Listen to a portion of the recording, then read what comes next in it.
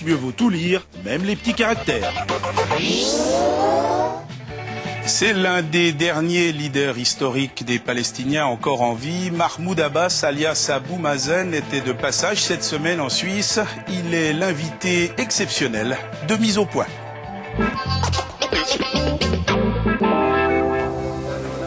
Mahmoud Abbas, une vie ou presque, dans l'ombre de Yasser Arafat. Arafat, son kéfier sur la tête et sa vareuse militaire. Arafat, l'icône palestinienne hyper médiatisée. Jamais loin derrière le Raïs, il y a Mahmoud Abbas, l'éternel second, toujours discret, toujours en civil. Abbas, l'homme de l'ombre, le grand organisateur de l'OLP. Mahmoud Abbas est né il y a 72 ans dans une petite ville de Galilée, aujourd'hui israélienne. En 1948, à la création de l'État hébreu, Mahmoud a 13 ans lorsqu'il prend, à pied et avec sa famille, le chemin de l'exil. Direction la Syrie, puis l'Égypte et le Qatar, où il rencontre un autre exilé, un certain Yasser Arafat. Avec lui, il va fonder en 1959 le Fatah, la principale composante de l'OLP, l'Organisation de libération de la Palestine. Comme c'est la tradition, Mahmoud Abbas se choisit à l'époque un nom de guerre. Désormais, on l'appellera aussi Abou Mazen. Aux côtés d'Arafat, Abbas devient le spécialiste des contacts secrets dans les années 70, 80 et 90 avec les pacifistes et la gauche israélienne. En 93, ces contacts débouchent sur les accords d'Oslo. Mahmoud Abbas en est l'un des grands architectes, des accords historiques, un espoir de paix vite oublié. 10 ans plus tard, nouvel espoir avec l'initiative de Genève, un plan de paix israélo-palestinien détaillé mais non officiel, patronné par la diplomatie suisse. Un plan qui, lui non plus, ne fait plus recette aujourd'hui au Proche-Orient. Arafat meurt en novembre 2004. Le numéro 2 va devenir numéro 1. Réputé peu populaire, froid et bureaucratique, Mahmoud Abbas est pourtant facilement élu président de l'autorité palestinienne. Un président aux prises avec une situation dramatique. Après 40 ans d'occupation, malgré le retrait israélien de Gaza en 2005, la vie quotidienne des Palestiniens ne cesse de se dégrader. La colère de la rue monte parfois vite. Coincés derrière le mur bâti par Israël, vivant dans des territoires émiettés et surpeuplés, privés d'aide financière par la communauté internationale depuis l'arrivée du Hamas au pouvoir, déchirés entre ceux qui veulent négocier et ceux qui ne rêvent que de reprendre la lutte armée et les attentats, jamais les Palestiniens n'ont semblé si loin de la paix.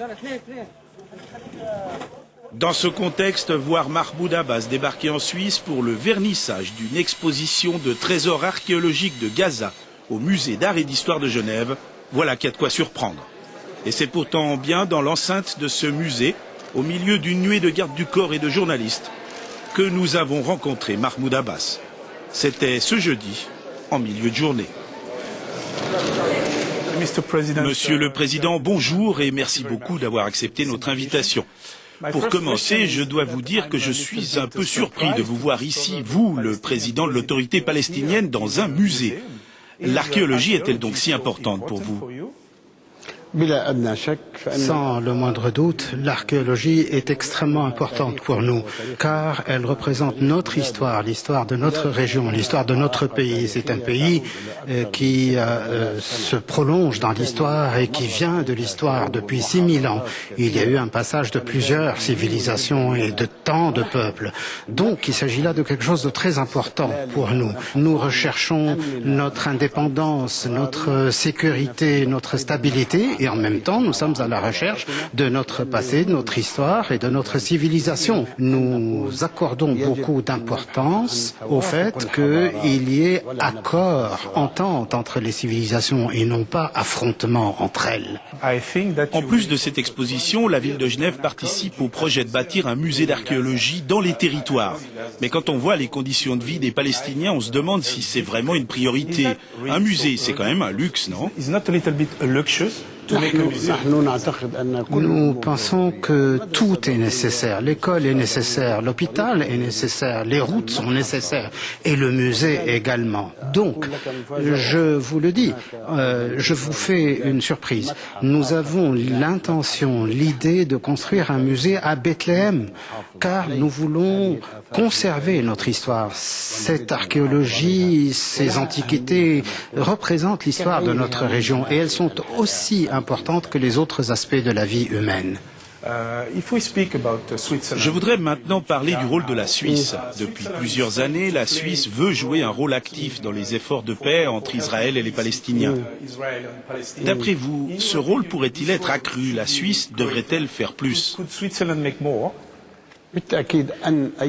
Sans aucun doute, tout rôle qui peut être joué par un pays comme la Suisse. La Suisse est un pays que toutes les parties concernées respectent et la Suisse a toutes les conditions nécessaires pour qu'elle joue ce rôle.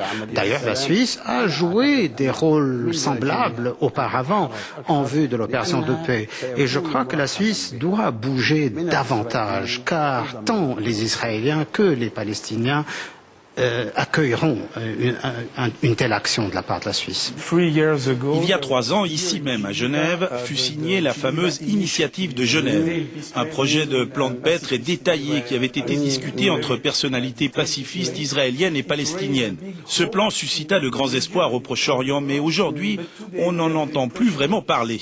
L'initiative de Genève est-elle morte?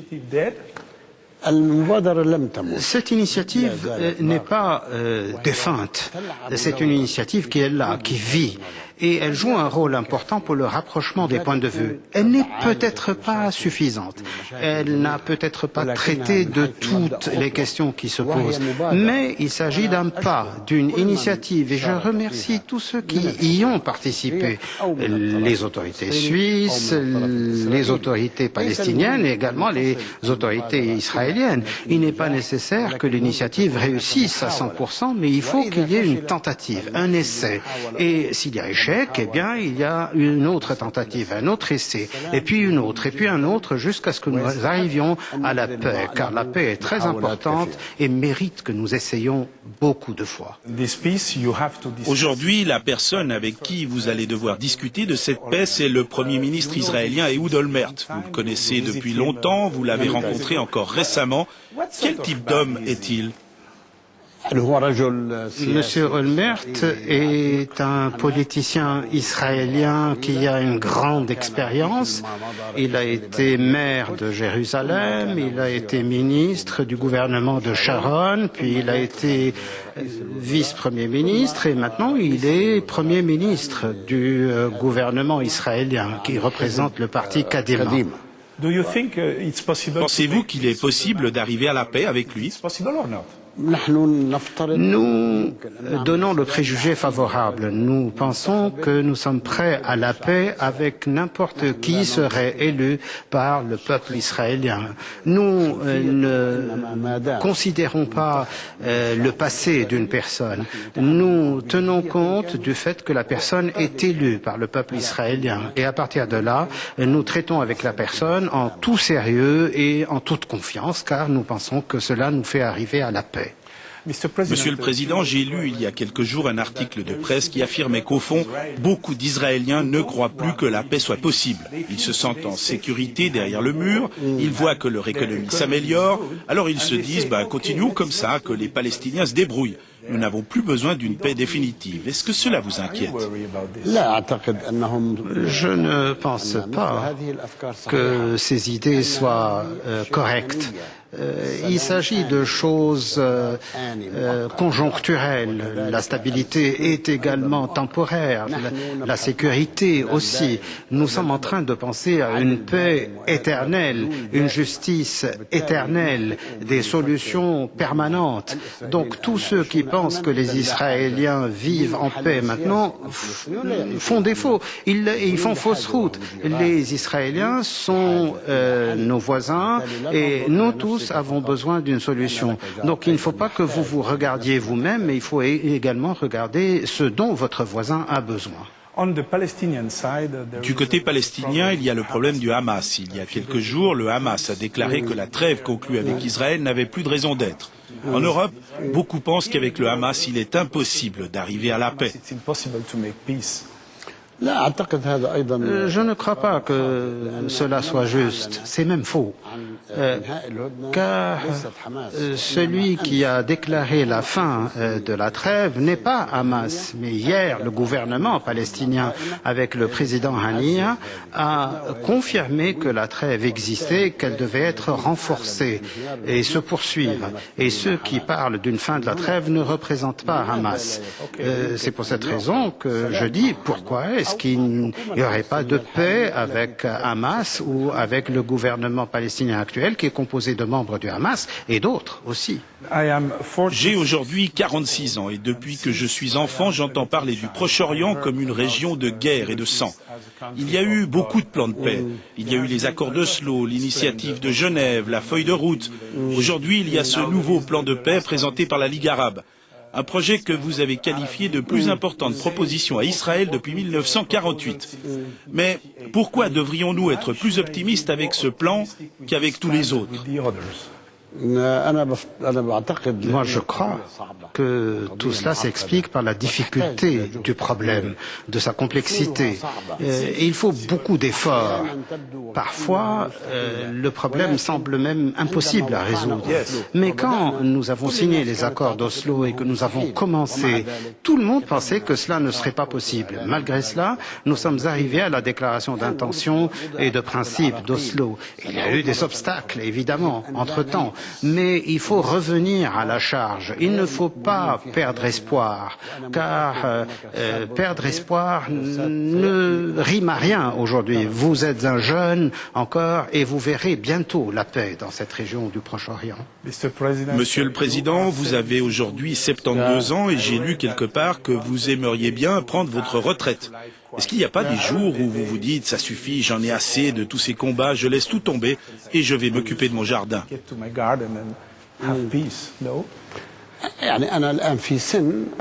Je suis maintenant à un âge qui ne me permet pas de continuer, mais je n'ai pas perdu espoir. Mon mandat présidentiel, je n'en ai fait qu'1 année et 8 mois encore. Je voudrais finir mon mandat et ensuite passer le témoin à quelqu'un d'autre. Mais j'aimerais que la voie soit une voie de paix. Moi, je ne fuis pas l'opération, je ne fuis pas les responsabilités, mais j'espère que je ne quitterai pas ma fonction avant que la paix soit là, bien établie.